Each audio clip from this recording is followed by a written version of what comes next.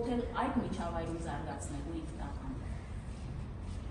Ինչպիսին պետք է լինի ժամանակակից դպրոցը ըստ Տատյանա Չերնիգովսկայայի, ըստ հեղինակի հնացած կրթական համակարգը պետք է արդիականացնել և համապատասխանեցնել օրեցօր զարգացող աշխարհի և սերնդի պահանջմունքներին։ Գիտնականը լուծումը տեսնում է կրթօջախների երիտասարդ կադրեր համալրելով, ովքեր նորամուծություններ կբերեն դպրոց և կաշխատեն թվային միջոցներով։ Թեստերը չեն ստուգում գիտելիքը, այլ ստուգում են հիշողությունը, իսկ գիտելիքը մնայուն արժեք է, որը կարող է տալ միայն պրոֆեսիոնալ մասնագետը և զարգացող աշխարհը։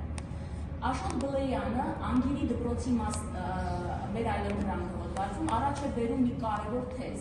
որ անգիրի դպրոցը չի տալիս մնայուն գիտելիք, ինչպես շտեմարաններից կազմված թեստերը, որոնք սովորողն անգիրանում ոչ թե կրթվում է, այլ վարժում է թեստին, որոշ ժամանակ անց մոռանում է այն։ Հոդվածագիրը խոսում է մեդիագրի դպրոցից, նշում առավելությունները, որն այն բաց համակարգ է, ունի իր կարդացողը, գրողը, մտածողը, քննարկողը, սովորողն ու ուսուցիչը։ Հասարակությունը ևս անմասն չէ այդ քննարկմանը։ Սա է մեդիագրի դպրոցի առավելությունը։ Թվային միջոցներով ուսուցումը տալիս է սովորողին անհատական ազատություն, ստեղծագործելու